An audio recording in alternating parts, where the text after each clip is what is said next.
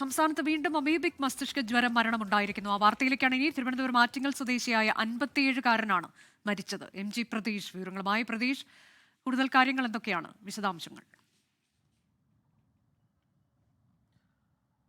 അനുജ, സംസ്ഥാനത്ത് അമീബിക് മസ്തിഷ്ക ജ്വരത്തിന്റെ ആശങ്ക ഒഴിയുന്നില്ല. കൂടുതൽ പേർക്ക് രോഗം സ്ഥിരീകരിക്കുന്നു, കൂടുതൽ മരണങ്ങൾ റിപ്പോർട്ട് ചെയ്യുന്നു എന്നുള്ള വാർത്തകളാണ് പുറത്തു വരുന്നത്. ഇന്ന് ഒരു മരണം കൂടി അമീബിക് മസ്തിഷ്ക ജ്വരമായി സ്ഥിരീകരിച്ചു. ആറ്റിങ്ങൽ സ്വദേശിയായ വയോധികനാണ് രോഗം സ്ഥിരീകരിക്കുകയും ചികിത്സയിലിരിക്കെ മരിക്കുകയും ചെയ്തത്. കഴിഞ്ഞ ഒരു മാസക്കാലമായി തിരുവനന്തപുരം മെഡിക്കൽ കോളേജിൽ ചികിത്സയിലായിരുന്നു. കാലിന് പരിക്കേറ്റാണ് പ്രമേഹ രോഗിയായ വയോധികൻ മെഡിക്കൽ കോളേജിൽ ചികിത്സയിലെത്തിയത്. ഒരാഴ്ച മുമ്പ് പനി പിടിപെട്ടു. പിന്നീട് നടത്തിയ പരിശോധനയിലാണ് അമീബിക് മസ്തിഷ്ക ജ്വരം സ്ഥിരീകരിച്ചത്.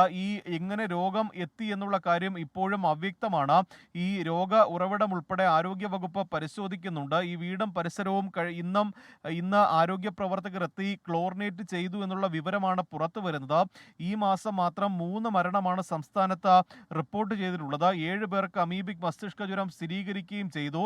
ഈ വർഷം മാത്രം 160 കേസുകളാണ് അമീബിക് മസ്തിഷ്ക ജ്വരമായി റിപ്പോർട്ട് ചെയ്യപ്പെട്ടിട്ടുള്ളത്. 36 മരണവും ഔദ്യോഗികമായ ആരോഗ്യവകുപ്പ് സ്ഥിരീകരിച്ചിട്ടുണ്ട്. പല കേസുകളിലും രോഗ ഉറവിടം കണ്ടെത്താനാകാത്തത് ഇപ്പോഴും ആശങ്കയുണ്ടാക്കുന്നുണ്ട്. കാരണം നേരത്തെയൊക്കെ തന്നെ മലിനജലത്തിൽ കുളിക്കുമ്പോഴാണ് അമീബിക് മസ്തിഷ്ക ജ്വരം വരുന്നത് എന്നതായിരുന്നു ആരോഗ്യവകുപ്പിന്റെ വിശദീകരണം. പക്ഷേ ഈ മലിനജലങ്ങളിൽ കുളിക്കാത്ത ആളുകൾക്ക് പോലും ഈ അസുഖം വരുന്നു. ഒപ്പം വീട്ടിലെ വെള്ളത്തിൽ കുളിക്കുന്നവർക്ക് പോലും അമീബിക് മസ്തിഷ്ക ജ്വരം സ്ഥിരീകരിക്കുന്നത് വലിയ ആശങ്കയാണ് സംസ്ഥാനത്ത് ഉണ്ടാക്കുന്നത്. ആശങ്കകൾക്കിടെയാണ് വീണ്ടും മറ്റൊരു മരണം കൂടി സംസ്ഥാനത്ത് റിപ്പോർട്ട് ചെയ്തിരിക്കുന്നത്. തിരുവനന്തപുരത്ത് നിന്നാണ് ഈ മരണം റിപ്പോർട്ട് ചെയ്തിരിക്കുന്നത്. തിരുവനന്തപുരം മെഡിക്കൽ കോളേജിൽ ചികിത്സയിലായിരുന്ന ആറ്റിങ്ങൽ സ്വദേശിയായ 57-കാരനാണ് മരിച്ചത്.